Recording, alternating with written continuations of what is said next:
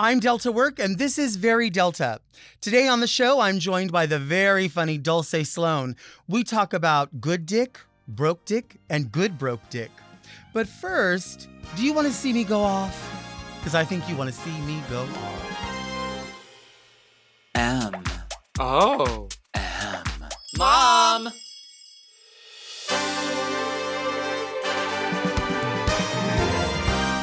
Are you a lady like me? Introspective, beautiful. Oh, are you intellectual like me? Beguiled by a bargain? You like wild times? Oh, like me? Are you serving the community like me? Well, if you are, then you must be very Delta.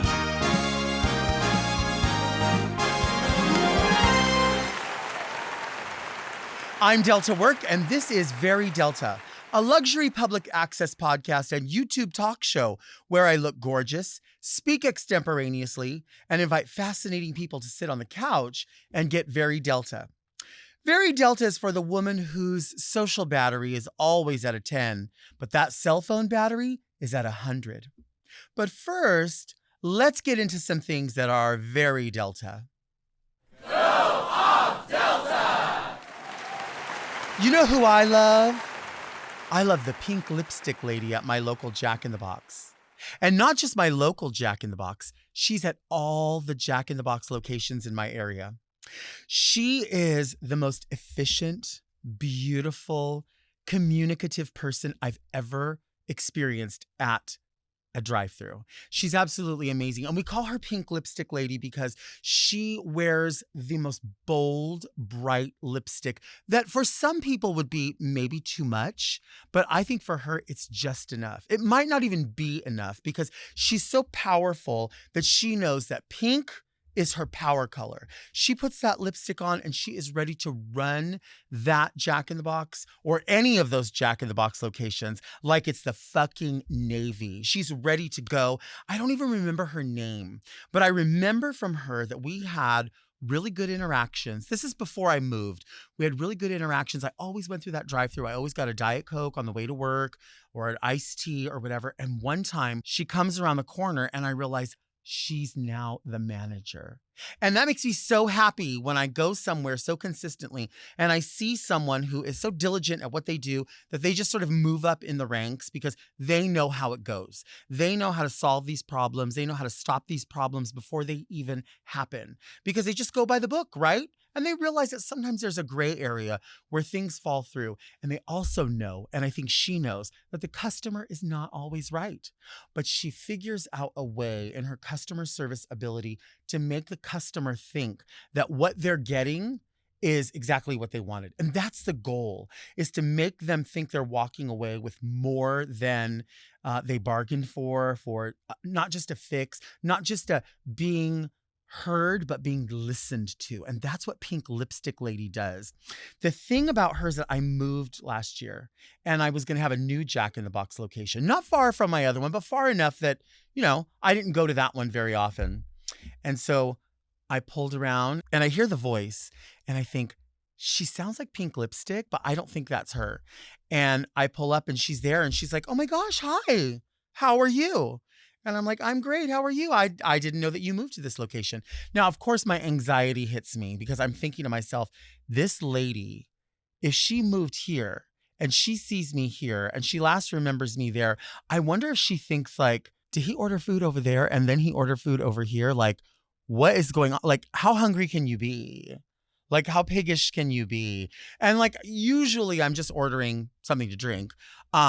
And honestly, I mean, I could go to more than one Jack in the Box in a day to get something to drink. I could, because I like a lot of ice, right? And, I recently, producer Doug discovered these double size cans. And this makes me so happy, right? And also, look what he did there. Slides it over and puts in a way to hold the straw so the straw doesn't really go anywhere. That's how it's done. If Doug had pink lipstick on, I'm telling you, it would be over for him. He could work at Jack in the Box. He could work here. He could really work anywhere. But Pink Lipstick Lady, she makes me so happy. And it's not about talking to people like, oh, hi, what can I do for you? Like, you don't have to do that. But it's just kind of a real thing. Like, hey, when you let someone know exactly what's going on. I was actually at that same Jack in the Box the other day, and I came through, and the girl that was at the ordering board in the drive-thru, I could tell she had an attitude problem, but I thought, you know what? I got to hold the space for it. Maybe it's been a shitty day. It was like 1:30, so it was just after lunch rush. So, you know, maybe people were shitty. I thought, let it go. It's not that deep. It's a fucking drive-thru. Calm down. And then I order the stuff, and I get to the window, and there's a guy there, and the guy has the beverages, and he's like, okay, so you ordered he said like this. Okay, so you ordered the da da da da da and the da da da da da, and then you also both of those combos had the, and he's always like that. He's always just on it and friendly, not kissing ass, but just repeating what it is that you ordered, so there's not a mistake. So he tells me the total. I give him the card. He gives me the receipt, the whole thing, and then he hands me the drinks, and he walks away because he's probably checking on the actual food. So as the drinks are there, I stab one of the drinks with a straw and I take a sip, and it's completely flat. And then I stab the other one, and that one's completely flat. So I look over in the window here, and there's the girl. And I was like, I took the cups out and I set them, and I said, hey, I think your carbonation just ran out. It probably just happened. And she looked over and she goes, yeah, it's broken. And then she keeps scooping, making drinks, because that's her job today, to do this and make the drinks. So I understand she's multitasking. And I said, well, can you change it? Like, there's no carbonation. She goes, well, I don't know how to do that. And I said, excuse me, come here. Do you sell raw French fries here? She said, what does that mean? This is a real full conversation while I'm waiting for the guy to bring the food. I wasn't holding anybody up because they were still holding me up. She said, what does that mean? I said, when people buy French fries, they expect them to be cooked so they can eat them. When I buy a $4, almost $4 for a large drink, and I take a sip of it and it's no good, I have to throw it away. So she goes, well, they're going to fix it next week. I said, okay, well, should I just sit here till next week? Or what are we going to do here? So the guy walks back up. He's like, is everything cool? I said, you know what? Can I just get just iced tea, I guess. I'll just have iced tea. And he goes, okay, is there something wrong with the soda? And I said, yeah, the carbonation is out. And she said that it's been out and it's not getting fixed till next week. So this information says to me that she has known all along that everybody that comes through that wants a carbonated beverage is not getting one. And she's not going to address it. So they're going to drive away on their lunch break, which they probably did. And they spent $4. Now, I don't know how much people are making in here, but $4 sounds like a significant chunk of someone's hourly wage. So if people drive through and they're buying a drink for $4 and they have to throw it away, how much time did they have to work in a day for free? Like, that's what that says to me. So the guy goes, oh, I'm sorry. He goes, let me go get the iced tea. So then he comes back and there's some confusion and he goes, iced tea, right? And I said, actually, no. Actually, cancel the whole order.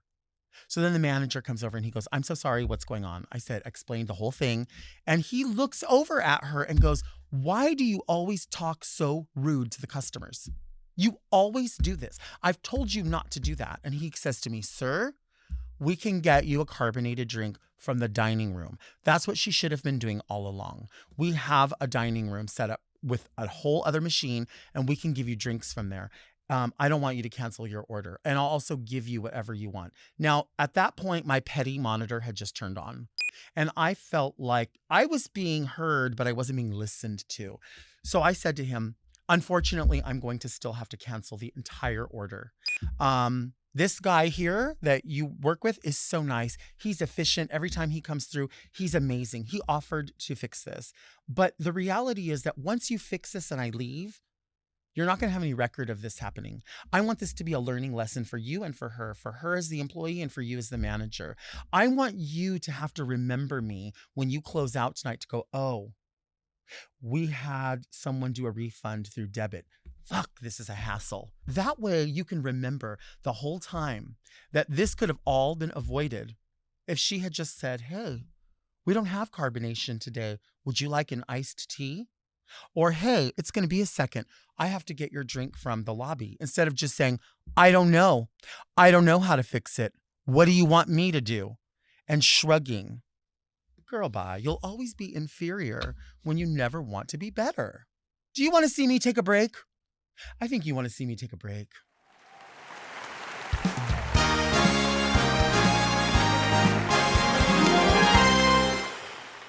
The new Star series Mary and George, starring Julianne Moore and Nicholas Galitzine, tells a story almost too outrageous to be true, but shockingly it is. You won't be able to look away as you've never seen a mother-son duo like this before. With next to nothing to her name and looking to elevate her social standing, Mary Villiers sets her handsome and charming son George on the path to seduce King James I and become his all-powerful lover. Can you imagine setting your son up to seduce a king? Girl. I couldn't take my eyes off the screen as I watched this historical psychodrama unfold. The show is full of wit, scandal, and action in a genre-bending story that is as sexy and audacious as it gets. You need to check it out. Watch the season premiere of Mary and George now, only on Starz and on the Starz app.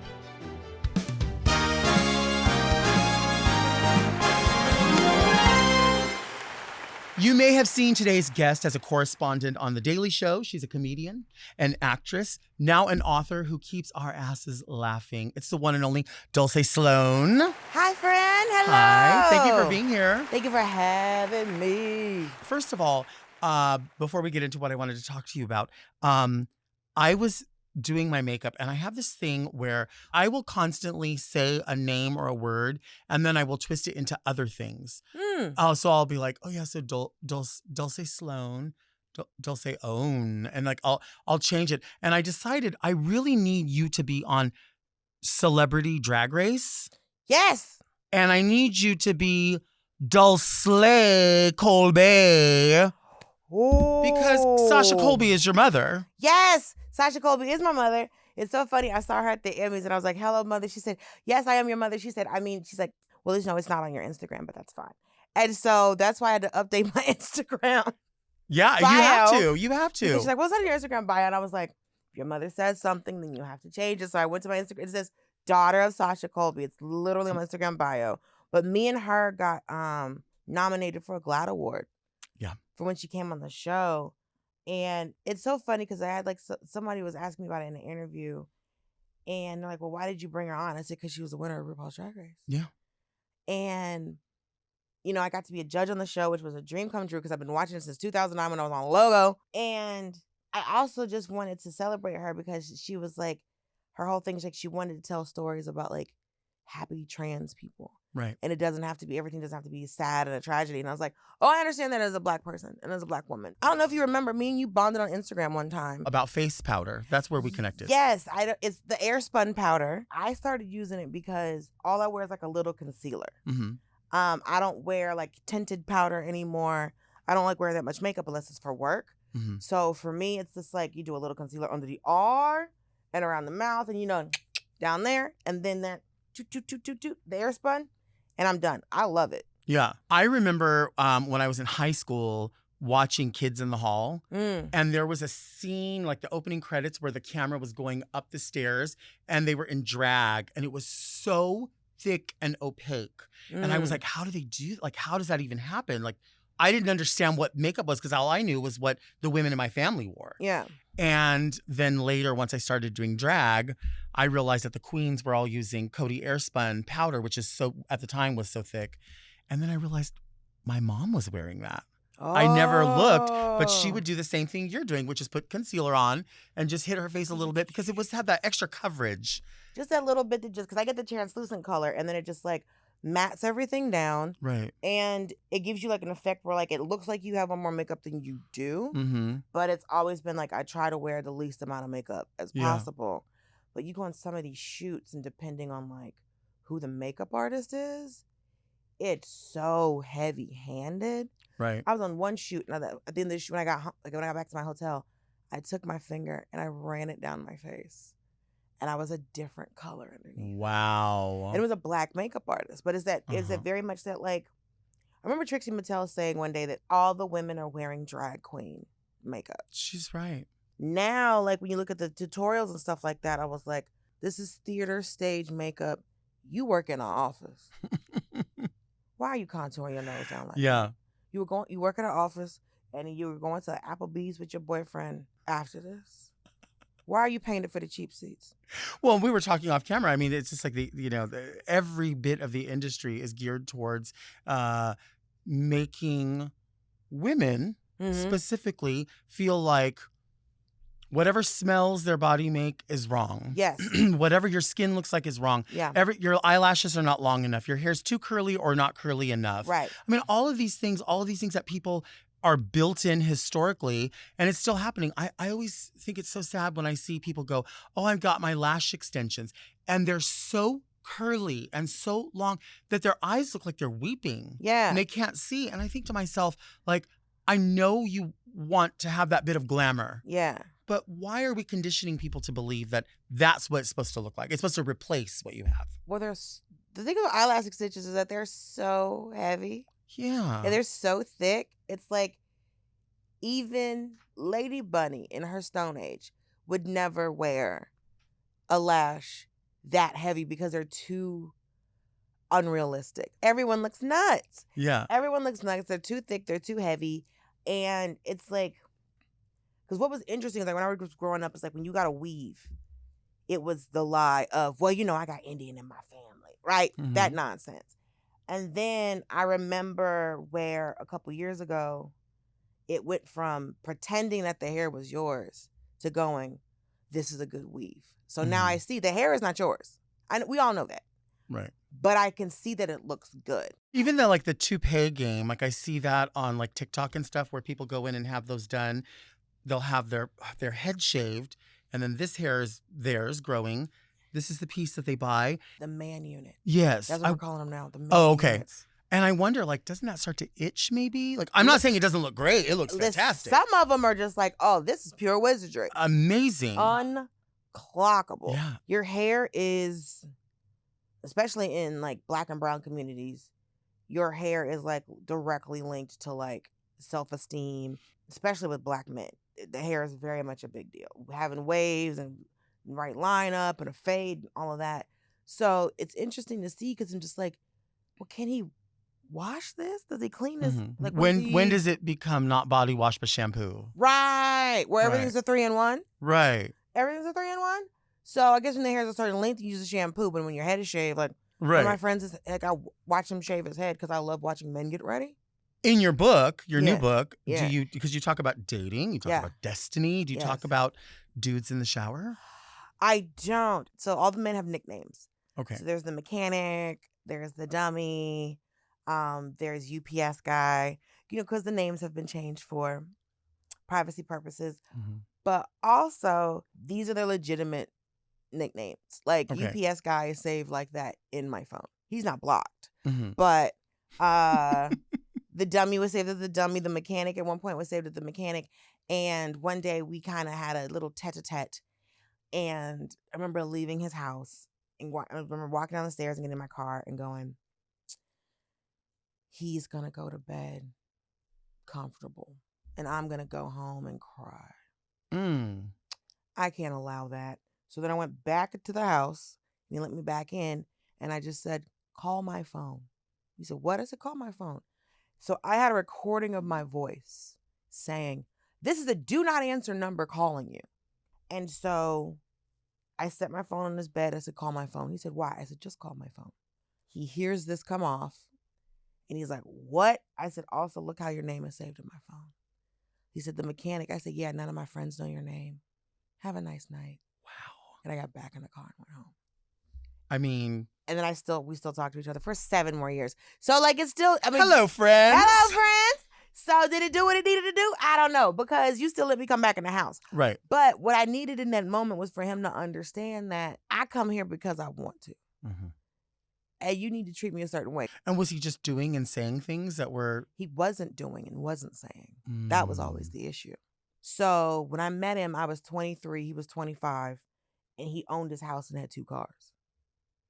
So according to my Southern training, you trap his ass. The work's been done. The work has been done. He has a house and 2 cars. You know he has a good job. You know he's secure. This is the whole point. You want to get married. You want to have children.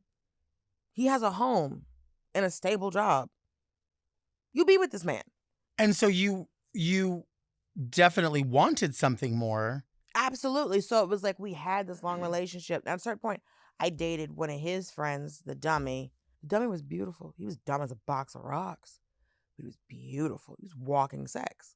We first started dating. I remember him calling me on a cell phone with a SIM card in it. Damn. Mind you, he stopped in the middle of our first date to sell somebody weed. I was like, well, what won't happen again is me being involved in these shenanigans.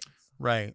So yeah, so it's dating stories like that. And then just talking about like my childhood and then being on the Daily Show. Because the chapter about Daily Show is called I'm Not a Writer on the Daily Show. Okay. Because all the comics, everyone's like, what's it like being a writer on the Daily Show? I was like, you have to ask one of the writers. I'm a correspondent. That's a different job. I want to talk about that Okay. writing part. But let's take a break.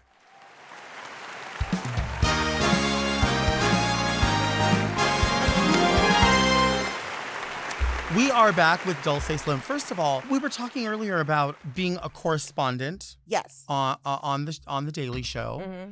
And I just admire people who do stand-up or write comedy or do any of those things. And I'm able to know people personally who do it. Right. And I can always remember, like, you know, being on Drag Race, I had so many different regrets. And one of the biggest regrets was doing a challenge where really they only need to see just a couple seconds of you being excellent, right? And I wasn't able to achieve that. And so when we left that stand-up comedy challenge and went into the world as people who were on Drag Race previously, a lot of contestants started picking up gigs where they were like, hey, we're doing a drag show at this comedy place, but they want everyone to get up and be on the mic for like 5 minutes and talk. And so the girls would say, oh, I have a set that I do. And then I would watch and I'm like, I don't think that's even it's as bad as what I did. So like, why are they doing that? But I would never have the nerve to do it again. And I've always said to myself, you could never do that. It's just not possible for you to do that because you failed at that. And nobody would expect it to ever get better. So figure out a different way to deliver something funny to people. When I see people write those things and then they do those, obviously you do a set and you do it over and over and over. Do those develop over time where you're like, I'm going to take that out and put this in? Or do people just repeat over and over and that's like, you can have the same set for 10 years? Oh, it develops. A prime example is if you look at my half hour, I talk about this woman coming up to me in a bodega while I'm trying to like just order food and live my life. And the way. Is it the ham and cheese and the orange drink if you know, you know? Girl. Or is it something different? Let me tell you something. What's happening? Who is this for? It's not for us. Listen, I was incarcerated in New York for 6 years. I didn't eat out of bodega on a regular basis because I was trying to keep my neck. But I heard that order and it was just like, if you know, you know. I was like, ma'am, you don't know. Right. It sounded crazy. Right. It sounded like an order someone who's not from New York makes. And it's like saying, like you said, like the bodega, like here, raised in Southern California, any store that sells anything that's not a grocery store is a liquor store to us. You know what I mean? Like a 7-Eleven's a liquor right. store? I'll just go to the liquor store. But my family always says like the grocery store is the market. Oh. I don't know why, but we always say, oh, I'm going to go to the market. I love a market. Yeah, I like that. Can you pick up good broke dick at a market? Here's the thing. Broke dick is not at a market. Where is it? Because I know you know the tricks. Well, I'm trying to lose my ways. Broke dick is like at a 7-Eleven. Where in there? Outside, inside? Usually outside. Okay. Usually smoking. But also, this is the thing. Broke dick is tricky because broke dick a lot of times is dressed like everyone else. Mm-hmm. So they'll be in a grocery store or even at like a farmer's market, but you'll see them purchasing one item, right? Okay. Or you'll see them in a grocery store and you look in a basket and you're just like, sir, this is all ramen. But what makes it good? Broke dick is good because they have a lot of free time. Mm-hmm. Because they're busy making beats or playing a video game. Because they always, for some reason, have a video game system. Yeah, what is that? Because some other bitch bought them the video game system. Mm-hmm. This is the thing. Good dick is known to make you do dumb things. Are you able to discern, like, I know that this is just sort of transactional? The best broke dick tells you up front, I'm a piece of shit. Mm-hmm. I have nothing to offer you but this dick. And you go, okay. And you accept that. Right. What's awful is that when you're trying to make, like, don't make broke dick a relationship. One, Right. he does not want that. And if he does, he is trying to leech off your resources. He's trying to stay indoors. Right. Because they know they'll be at your house all the time or whatever. Oh, I got some dick at the house, blah, blah, blah, blah. He knows that your friends at work and your best friend have been like, hey, get this motherfucker out your house. And they feel that coming. They've been in this situation before. They know that you were going to come home and be like, hey, bro, pack it up. Let's go. Right. So when you walk in the house, your house is going to be clean. He's probably going to cook some food, and he's going to dick you down. Right. And then when your blood goes back to your brain, you're going to go, wait, the fuck, I was doing something. You were trying to kick him out. But he fucked it out of your mind. Well, that earned him 3 more weeks in your house. Right. And then you look up and now it's September. But good broke dick knows to not be in your house multiple days. And that's the difference between the good and the bad. Because good broke dick knows that you need to miss them. Right. Because then they're not going to text you back. They're not going to call you back. Mm-hmm. So good broke dick plays the game. Mm-hmm. Bad broke dick is just trying to avoid homelessness. What kind of lovers do you like? And what kind of lovers seem to come after you that you don't really want? Besides broke. What's always interesting to me is like I'll get like very tall, athletic men. And for a long time, I was like, this is a setup. What does he want? It's funny because I had Roy Wood Jr. say to me one day, don't discount what a man likes. Mm-hmm. I've had more men offer to give me a baby than have asked me out on a date. I've had complete strangers. Wow. Be like, I bet you'd be a good mom. I'm like, you've talked to me for 3 minutes.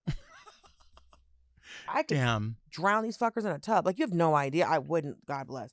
But it's just like, you have no idea the kind of person I am. You talk to me for 3 minutes. Right. It's like, I'd give you a baby. And it's like, what the fuck? What are we doing? I didn't ask for that. I did not from you. Right. Sorry, there's no fruit in this. You are in a grocery store. You have any fresh, there's no fresh anything in this basket. Top ramen. You are buying Top Ramen and Intamin's coffee cake. And there's single-ply toilet paper. Single-ply toilet paper and energy drinks. Your heart's going to explode. No, I can't have a baby from you because I know you don't have life insurance. Insane to me, bro. Because the thing is, I've hooked up with some very beautiful men. Uh-huh. Very beautiful men. Because some days I'm just like, bitch, how did I do this? How did I figure this out? I'm just go, oh, this isn't a fluke thing. Mm-hmm. This isn't a fluke thing. We're taught that, very attractive men, very in-shape men don't like full-figured people. Mm-hmm. No matter what their sexuality is. Right. We're taught that they're not interested in a fuller figured person, which we both know isn't true.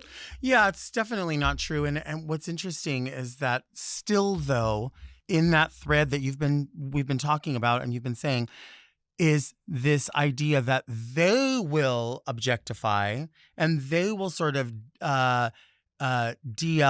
They will say, "Oh, I want to be with you, but I don't want to make a commitment to you." Mm-hmm. You know what I mean? It's like that can happen. And I know what you're saying is true just across gender lines or identity. Mm-hmm. Even as somebody who does drag, there was a time in the early 2000s when we used to hang out at a club in West Hollywood and everybody that went there was trans. And so if you were a drag queen in the show, you would go in drag and you would leave in drag so that you gave this impression that this was the type of girls that went here. And there was celebrities driving in and out of there. It was like a cruising lot. And they would come in and they wouldn't mind. I mean, people that you absolutely know of. And like you said, you would be with beautiful, beautiful men mm-hmm. or famous men or people Mm-hmm. that people would go, oh, I don't think they would be with you. People would be astonished to know that it makes absolutely no difference. They are interested. They're interested, and I have to sometimes remind myself that they're interested. I think it's important that you are on the book tour for Hello Friends so that people can impart this. You can impart this wisdom. Thank on people you. Because you're living through something, you're analyzing it. What you're saying is 1,000% the truth. And other people, I think, feel crazy when they don't feel validated and hear from someone like, oh, wait, I am experiencing that. Yeah, and it's just like you don't, because like that's why the term like gaslighting becomes a thing. It's like, I mean, I think we're abusing this term like we abuse every other term. It's like I remember when every comic would call other comics, well, they're a sociopath, and now everyone's narcissistic. Everybody's narcissistic. We're using this term, we're throwing it around. We're all diagnosing people. Right. Where it's just like, well, this person's autistic, this person's on the spectrum, this person is a sociopath, this person is a psychopath, this person's narcissistic, and I was just like, most of y'all didn't go to college. Right. And barely got out of high school. Right. I'm not finna let you use true medical terms on somebody when I don't know if you can read above the 6th grade level. I don't want to do this with y'all. I have a theater degree. I can't be diagnosing nobody with anything. What are you talking about? All y'all out here doing improv and shit. Who are you to sit up and say, well, this person has this and intermittent fasting and some shit you learned about on the internet. Do not bring this to me.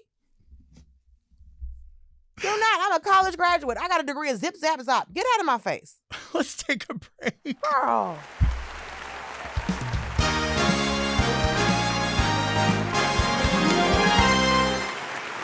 Do you ever see those like TikTok videos of people that just go to the lowest rated makeup artist in their city to get their makeup done? Absolutely the fuck not. You're not going to give me a skin infection. They go and the people just and they're like pulling their skin and I'm like, oh my gosh. I had a makeup artist the first time I came to LA. It was for a commercial shoot and my lips were dry and this bitch pulled the skin off. Like stop it. Like didn't even put any type of she put and she was like, oh, it's just when she went like that. I was like, oh, no, ma'am. Oh, you need to die today. Mm-hmm. Mm-hmm. The Lord can't bless you acting like this. It was outrageous to me. You could have just put a little ointment, pat that down, girl. It was. Yeah. You know what? I wish her nothing but the best because she's doing the best she can. And sometimes people's best is the absolute worst. It is. It is. We are back with Dulcé Sloan. We are talking about a little bit of everything. This is the part of the show called Read Me Delta, where people write in their letters. Read me Delta! We invite you to write a letter to readmedelta@gmail.com. You can ask questions. You can have quandaries. You can have queries. Ooh. We like to say no unnecessary commentary because people will send in messages like, you should wear this kind of wig instead. You should have so-and-so on instead. No, we don't want that. Sit down. Sit down. But we do want you to ask us questions. They don't always know who's here. So I love this. Yeah, this is fun. With the letter opener. Oh, this one here. I collect different letter openers. I don't remember where this one came from. I but love this. Yeah, you can This use giving it. old school. And you can use classic. You can, like if your hair itches or if you need to pick something up or your teeth. I do it all. Classic. Okay, let's read this one. Mm-hmm. Dear Delta and lovely special guest, I come to you looking for advice about love. Well, hypothetical love, that is. You see, I've been crushing on this barista/donut artist at Dunkin' for almost a year now. Dunkin'? Dunkin' Donuts ain't got no baristas? Well, they have donut artists, apparently. Girl. And I refer to him as Dunkin' Bay. I'm there so often he started addressing me by name and would go out of his way to say good morning to me, even if he wasn't near the area where I was picking up my mobile order. Lately, I've been sitting inside the Dunkin' to work on my assignments just to get a chance to interact more. I've been making strides with some small talk and often find us making eye contact at the same time or him smiling at me. I'm really starting to feel LGBTQ things. I don't know if I'm delusional, desperate, or a bit of both, but I have a crush on him. I even have dreams about him. Oh, Delta, what do I do? Am I just a sad college boy yearning for a customer service employee who's doing his job well? Am I onto something? Do I just call this out as an innocent crush and move on? Or do I try to find out more and assess the situation? If I knew he was into men, I probably would try to get to know him more and test the waters. I need your very expert advice. Help me. Sincerely, Yearning Avery. I'll tell you this. Any man that wants to talk to you will talk to you. Well, and any man who's looking for something like that will be on one of the social media apps that give you notifications when their location is near you. So you need to turn those on to see what's happening with that person right then and there. And if you see like, oh, there they are, they showed up on one of them, there's 5,000.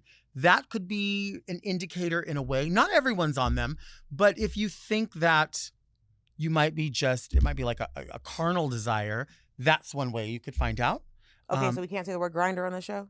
Yeah, you could say grinder. Sounds like Grinder. Sounds like you describe Grinder. Well, I'm just saying grinder, scruff, boy ahoy, like any of the apps that Sniffies. Are you on Sniffies? That's one for people who are maybe just testing the waters, because that's an app where they go on, they don't have to create an account. They can go on anonymously and just say, I'm in this area and I'm looking to try things out. This sounds like men, because if women did this, we'd be murdered. Right. Okay, just checking. If you're trying to holler at this man, be like, hey, ask them to go to coffee at their own job. Yeah, I think so. Hey, when do you go on break? Right. Or it's, hey, can we take a walk while you're on break or whatever? Say something. Say something. But also, if you don't know if he's one of the children in the community, one of the alphabets. Right. If he was an alphabet, he'd let you know that he was an alphabet. See, I think so. And I think he's being nice. Also, as someone who's like had like I said, men love to flirt with me all the time. Right. So I've been this place like, I think he likes me. It's like, also, women have been sold this lie that if a man is nice to you, he likes you. He's just being nice. Right. You're just a nice lady. So I've been caught up in this nonsense of a man being nice to me and thinking that he wants more than he does. He doesn't. He's nice to you because you're at his job. Right. He's making eye contact with you because you are looking at him. Right. He looked up and saw you looking. He wasn't looking for you, bitch. You were looking for him. And I think he's got to know what's up if you're just going in and picking up a mobile order. Like, Right. there's something there, too. So you're going to pick up a mobile order, so you're not even fully invested in coming into Dunkin' Donuts because you made a mobile order. Now you're going in there and sit down. There's other ways to flirt, I think, There's too. other ways to flirt. Also be like, hey, here's my number. Right. We spend a lot of time hoping and wishing that something would happen. I've wasted so much time when I could have just been up front and been like, hey. Because sometimes I am up front. Because one of my friends was like, he said, the thing about Dulce is that we're in a space. She'll like be talking to somebody and flirt with somebody. And then it was like, nope, okay. Because he's like, you don't know who she's talking to. Because it's like, oh, nope, you, no. And then I just flit around to somebody else. Right. So it's just like, you're young. You're probably very cute, Avery. Say something. Hey, here's my number. Here's my Instagram. That's a good one. Right. Here's my Instagram. Hit me up if you're interested. And then just be done. Right. And honestly, if some people have the anxiety where they're like, oh my gosh, if he turns me down, then what about this? What about that? You have the option of Starbucks. I mean, everybody at Starbucks is gay. Come on. Only Dunkin' Donuts would hire a straight barista. Right. Everybody at Starbucks. You have to be gay, trans, LGBTQIA+ under the umbrella to work at Starbucks. Hello. And if you're not, I think the coffee will turn you that way. I mean, listen, they're putting something in it. They are. All right. So that's Avery. We ruined your life. Or he could be one of the alphabets and then he's in a relationship. Right. Or he's just nice to you because you at his job, Avery. You can't trust nobody in a customer service situation. I think you're right. Hi, Delta and sexy guest. Cello. I'm a cis woman who works a mundane office job in heels Monday through Friday. And once the weekend comes, I just want to get railed. Here's my issue. God love. I've been dating this guy for a few months now, and every time we have sex at his apartment, he has the same playlist playing. I can't tell you how many times I've moaned to a Red Hot Chili Peppers song or climaxed to a Limp Bizkit song, and I'm sick of it. Limp Bizkit. At this point, I'd almost prefer silent sex, but that isn't possible because he uses the music to drown out our noise so his roommates don't hear. This is the top ramen, I think. How do I go about this? Do I tell him I made a special playlist this week? What songs would you and your guest put on the playlist? Thank you. Love you. Very Courtney. Oh my gosh, there's a lot of layers in here. Okay, one, Courtney, go to your house. Yeah. Because if you work in an office, it sounds like you don't have roommates. 1, 2, the mechanic one time I came over, he had this playlist and I was so distracted by it that I got up and turned it off. What was on it, you think? Just regular black people having sex music. Okay. So just I was too busy laughing. So I got up and was like, hey, I got to turn this off. Because it was distracting. Also, I want to hear the sounds. That's the point. That's the whole point. Right. I need to make sure that this man is making these noises. Right. Because then I need to know, do I need to go to the next gear? Do I need to pull it down? Do I need to I need indicators here. 1, just ask him to change the playlist. Well, I want to know who the roommates are. I want to know, like, is it, because if you're just, your verbiage tells me that you're serious about what it is that you want. You want to be railed. So it says to me that you worked hard, you want to get fucked, Yes. and you need to be serious about this. Have you thought about maybe talking to the roommates and bringing them in, or maybe just going with them and not the guy? Is he that great, or is this the only one around? I don't know. Oh, because also if it's the same playlist, then it's just like, okay, well, he should be done by the time Paramore comes on this playlist. It's like you always know where he's gonna be. Because if it's a playlist and it's the exact same playlist, Right. then I'm just like, all right, once Seven Nation Army pops up, I know that we're done. Yeah, closing time. Closing time. Also, it's like, I don't understand why she just can't be like, hey, can we put on my playlist? Well, I want to know, because I think the playlist depends on the person, really, because it could be the mechanic. Yeah. It could have been The dummy. The dummy. I mean, I'm very familiar with what the dummy would have put on. But who wants to have sex to Chameleonaire? Right. So a playlist, now that I think about it, Courtney, a playlist is so unnecessary that they wrote songs about how you're supposed to hear the sex, not the playlist. She said macaroni in a pot. Hilarious. That's a WAP. So you want to hear the sounds. You know what I mean? You I want to know hear the Are you sounds. being stirred? Am I being stirred? Am I being shaken? What's happening? Are you being scrambled? Or am I over easy? I want to know because the thing is, if I can't hear, because a lot of times when you're giving a man fellatio, they like to act like they're not gonna make no noise. Right. Sir? Yeah. Challenge accepted. Right. You about to make some sounds in here today. Right. You about to do it. Don't play with me. Yeah, I'm trained. You think I'm down here? I learned how to suck dick in the 90s. You understand me? Right. So all of that gagging and all that nonsense, gagging meant you didn't know what you was doing. Also, these men like, oh, gag on it. Sir, that's not the dick you brought. Right. That's not the dick you brought, I wasn't. sir. I'm not. My job is actressing. I'm not at my work right now. Sir, you're not paying me for this? Right. Because I know, because you think just because you bought a couple of appetizers, just because you What brought kind me of in this. appetizers, though? I do. Listen, Southwest egg rolls are very good. They are so good. From Chili's? Listen. They are so good. You think you brought me to the Cheesecake Factory? I'm sleeping with you because I want to, not because you got this Reese's Cup cheesecake. Why is it so dark in Cheesecake Factory? I can't Great see anything. Fucking question. I can't see anything. I can't see. You know what's even darker than Cheesecake Factory? A Soho House. I've never been. Listen, I was at Soho House when me and my homeboy went, and when they were closing, all the lights came up, and I looked at him. I was like, it could have been this bright the whole time. It could have. It was so dark in there. They have lamps. They give tiny touch lights at the table for you to read the damn menu. Damn. I'm like, who is this? Because you'd be like in here, like. Just listen, there's ambiance and then there's just darkness. Right. This is nuts. And then they lifted the lights up. I'm like, we could have been in at least 50% of this. Right. And I wouldn't have been out of my home had a cell phone light on. I was like, no. All this for shishito peppers? This is stupid. Would you go there again? Absolutely. I paid for membership. But I might get rid God. of it. I will say that I think a lot of these questions, these advice things, it's like people just needing to speak up. I think you know the answer. Yeah. Girl, you know the answer. You know the answer. Have sex at your house. You got to go to your house. Yes. You got to know if there are roommates in the house, that playlist is not going to make no difference. The ears are up against the door, the wall. They know why you here, man. Especially if it's a bunch of like possibly other men in the house. That does seem a little bit kind of dangerous too, in a way. I mean, I don't know. Listen, doors lock. Yeah, but feet kicked indoors. Feet do kick indoors. I'm from Georgia. We love a If home you need invasion. to get in, you need to... They would love to kick a door off a frame and Right. steal all your shit. One of the mechanics' homeboys, who we call Get to the Monies, definitely is probably still in jail. Mm-hmm. What year is it? 2004. Yeah, he's 2020. 2024. Did I say 2004? Listen, the other day I said 2014, and I don't know why. Damn. Didn't If Easter used to be in April?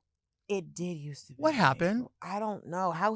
Because it's not, I thought the Easter was set by Passover, but apparently it's not. I thought we weren't going to have time change anymore. Listen, I thought we were supposed to hear the daylight savings, and then we didn't. And then I thought Easter was always set by Passover because the Last Supper is a Passover Seder.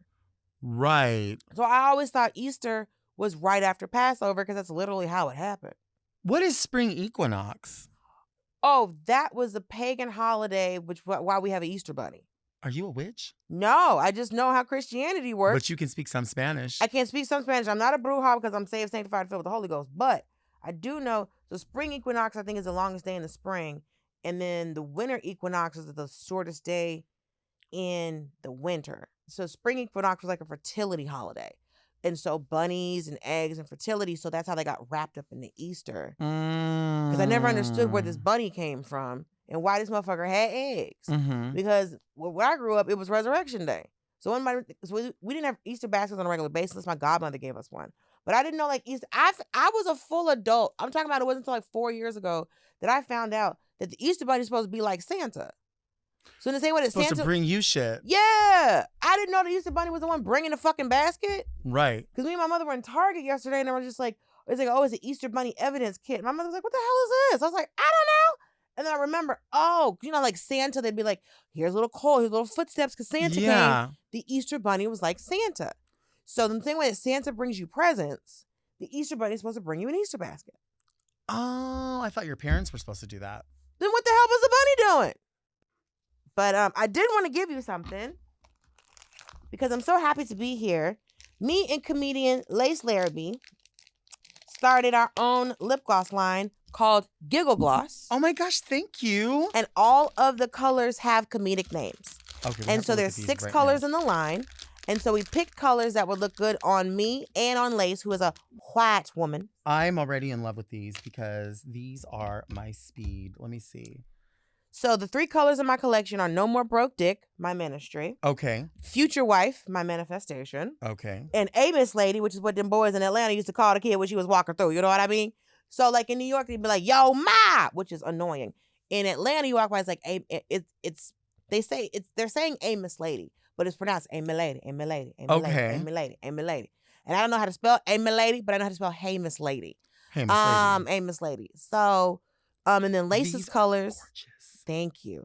Lace's colors are Purse Vodka, Lafia Majora, and I'll Show You Crazy.